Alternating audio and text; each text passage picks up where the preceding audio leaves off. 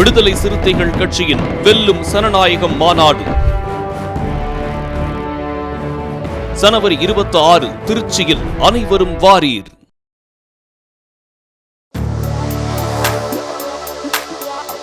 Welcome to on record.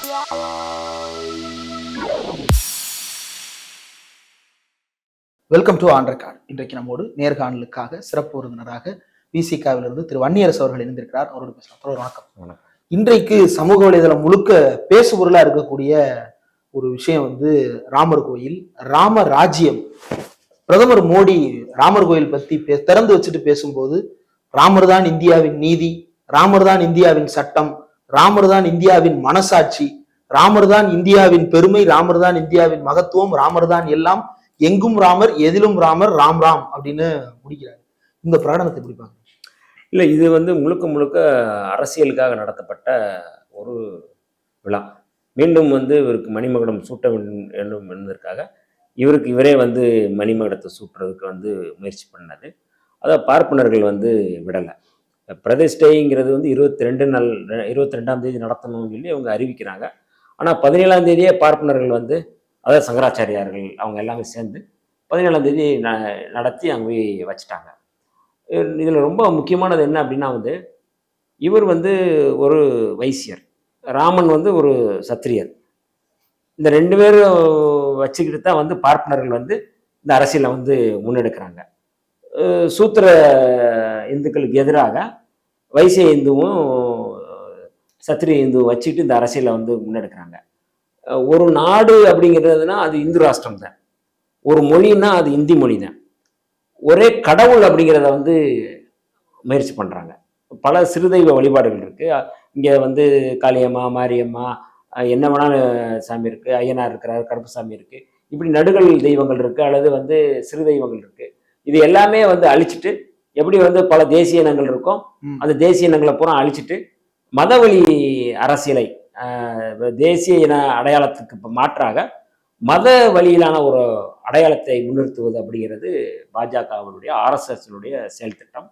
அப்போ மதவழி அரசியலினுடைய அடையாளம் அப்படின்னா அது ஒரு ஒற்றை பிம்பத்தை நம்ம கட்டமைக்கணும் அப்படிங்கிறது அவங்களுடைய ஒரு திட்டம். அதுதான் ராமர்.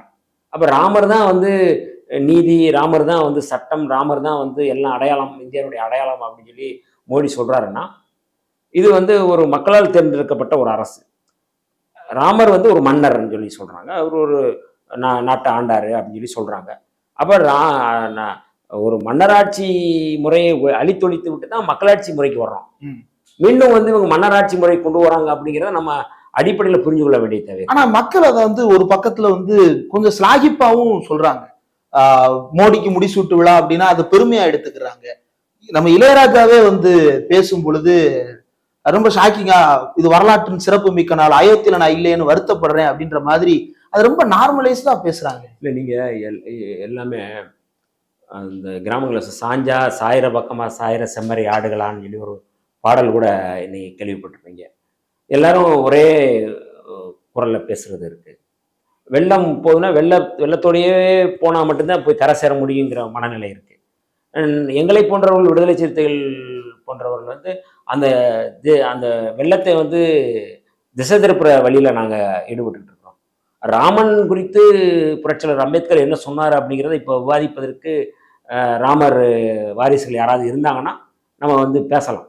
ராமன் எப்படி சம்புகனை படுகொலை செய்தான், எதற்காக சம்புகன் படுகொலை செய்யப்பட்டான், பார்ப்பனருடைய குழந்தை இறந்த உடனே ஒரு சூத்திர சாதியை சேர்ந்தவன் தவம் இருக்கிறான், அது இந்த இதுக்கு வேதத்துக்கு எதிரானது, நம்முடைய ஒட்டுமொத்த மரபுக்கும் எதிரானது அப்படின்னு சொல்லி தான் ராமன்கிட்ட சொல்கிறான். ராமன் வாள் எடுத்துகிட்டு போய் தலைகளை தவம் இருந்த சம்புவனை வெட்டி படுகொலை செய்கிறான். அப்போ சம்புவன் யார் அப்படிங்கிறத கேள்வியை நம்ம வைக்க வேண்டியது இருக்குது. அவரும் ஒரு இந்து தான், இவரும் ஒரு இந்துன்னு சொல்லி சொல்கிறாங்க. அப்போ எப்படி படுகொலை செய்கிறாங்க அப்படிங்கிற கேள்வியை நம்ம முன்வைக்கிறது. அப்போ நம்ம கேட்கக்கூடிய கேள்வி, ராமர் தான் அடையாளம்னா நீங்கள் அப்போ ராமரை நீங்கள் ஒட்டுமொத்தமாக சூத்திரர்களுக்கு அல்லது மற்ற சமூகத்துக்கு எதிராக முன்னிறுத்துறீங்க அப்படிங்கிறத நம்ம சொல்கிறோம். இது எல்லாமே நம்ம இன்னும் கொஞ்சம் கூடுதலாக ஒர்க் பண்ண வேண்டிய அல்லது களப்பணி செய்ய வேண்டிய தேவை இருக்குது.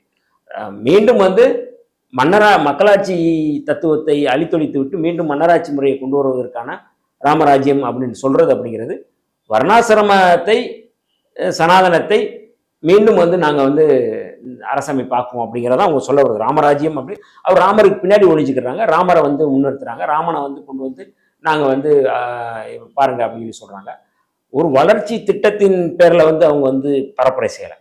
இன்னைக்கும் வந்து இந்தியாவில் வந்து வேலையில்லா திண்டாட்டம் இருக்கு. இன்னைக்கும் வந்து முழுக்க முழுக்க வந்து பெண்களுக்கான பிரச்சனை இருக்கு.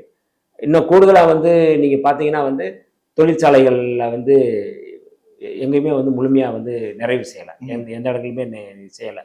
அந்நிய செலவாணியோ இல்லை நம்முடைய நாட்டு பண மதிப்போ எல்லாமே வந்து குறைஞ்சிருச்சு. ஒட்டுமொத்தமாக இந்தியாவுடைய வளர்ச்சியே குறைஞ்சிருக்கு. ஆனால் இதெல்லாம் வந்து மறைப்பதற்காக ராமனை கொண்டு வராங்க. எல்லா கோயில் வாசல்லையும் பிச்சைக்காரங்க இருக்கிறாங்க, ஆனால் கோயிலை காட்டுறாங்க, கடவுளை காட்டுறாங்க. அடிப்படையில் புரிஞ்சு கொள்ள வேண்டியது இருக்கு. நீங்கள் எல்லா கோயில் வாசல்லையும் வந்து பிச்சைக்காரங்க இருக்கிறாங்க அப்படின்னா அப்போ நீங்கள் வந்து கடவுளை வந்து நீங்கள் என்னவா இருக்கிறாரு அப்படிங்கிறத சொல்கிறோம். அதை வச்சு நீங்கள் அரசியல் பண்ணுறாங்க அப்படிங்கிற.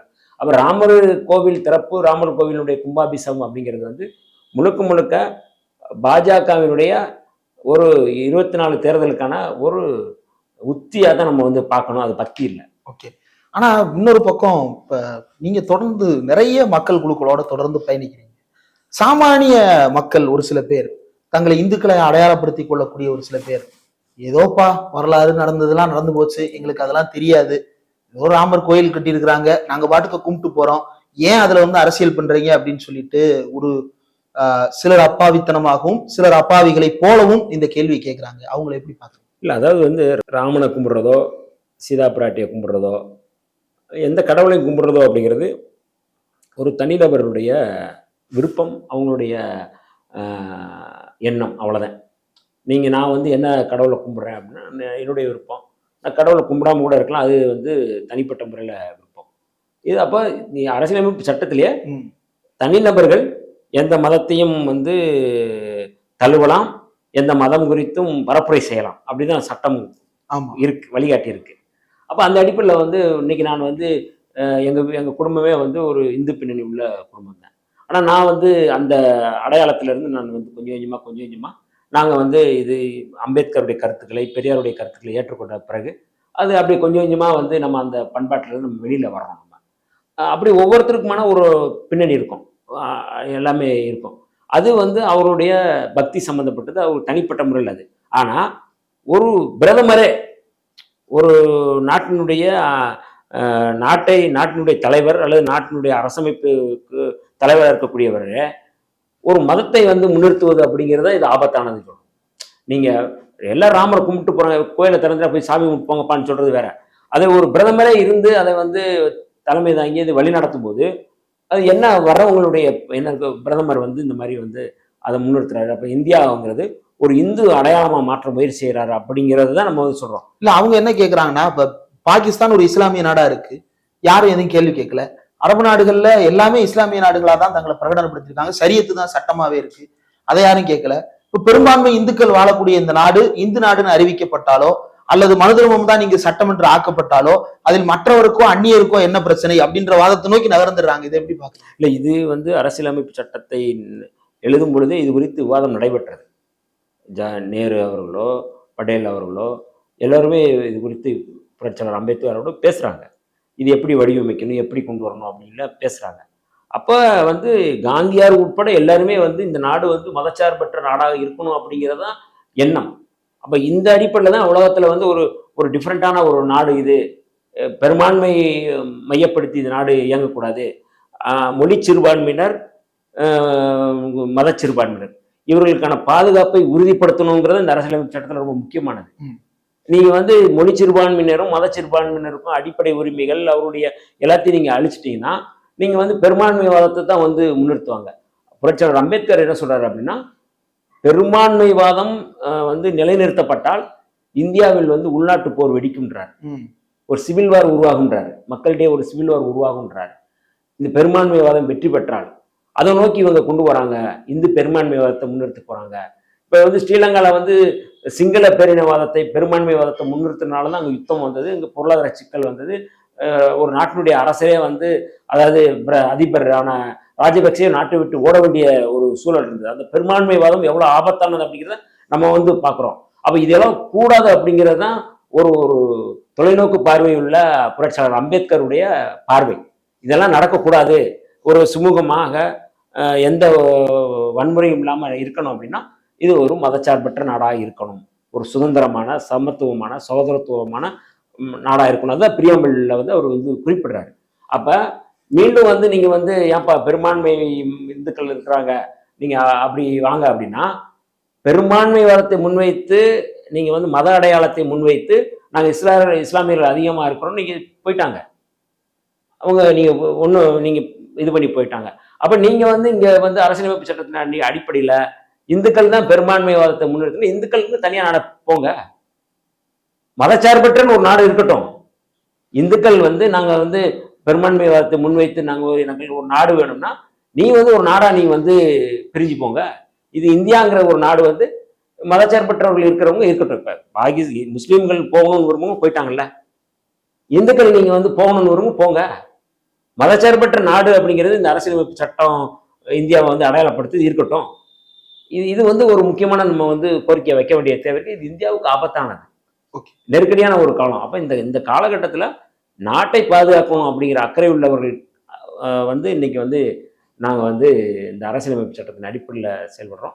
அதனால வந்து பெரும்பான்மைவாதத்தை முன்வைத்து இந்தியாவை வந்து இந்து நாடாக மாற்ற முயற்சி செய்வது என்பது மிக மிக மோசமான அரசியலமைப்பு சட்டத்துக்கு எதிரானது, புரட்சியாளர் அம்பேத்கருடைய ஒட்டுமொத்த சிந்தனைக்கு எதிராக இருக்கு அப்படிங்கிறத நம்ம வந்து பார்க்கணும். இவங்களுடைய புராண வேத கதைகளின்படி தமிழ்நாட்டு அளவுல சத்திரியர் அப்படின்னு யாருமே கிடையாது. இங்க இருக்கிற எல்லாருமே வந்து சூத்திரர்கள் தான் அப்படின்றதுதான் அவங்களுடைய மரபுகளிலேயே சொல்லப்பட்டிருப்பது அதுதான்.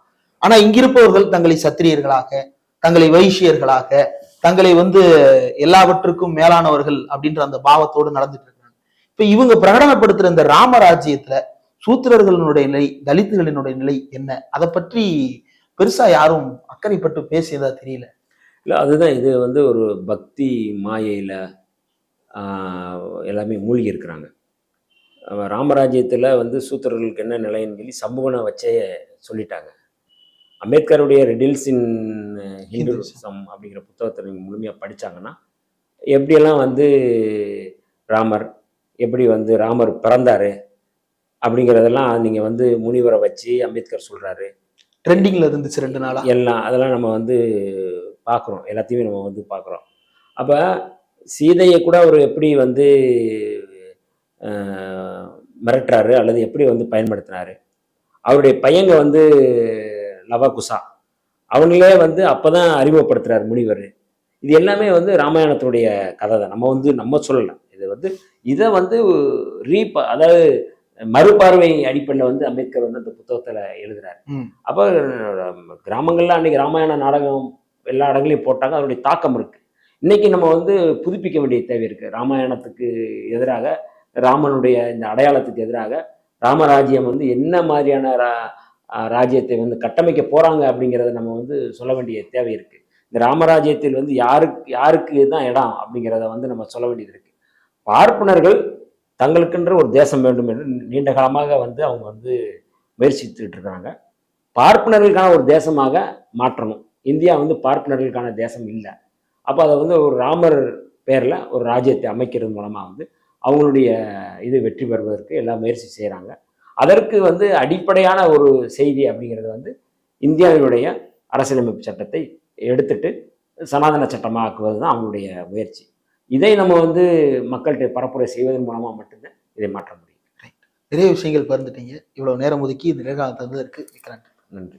எழுச்சி தமிழர் தொல் திருமாவளவன் அவர்கள் தலைமையில் மாண்புமிகு தமிழ்நாடு முதலமைச்சர் திரு மு.க. ஸ்டாலின் உள்ளிட்ட இந்தியா கூட்டணி தலைவர்கள் பங்கேற்கும் வெல்லும் சனநாயகம் மாநாடு ஜனவரி 26 திருச்சியில். அனைவரும் வாரீர்.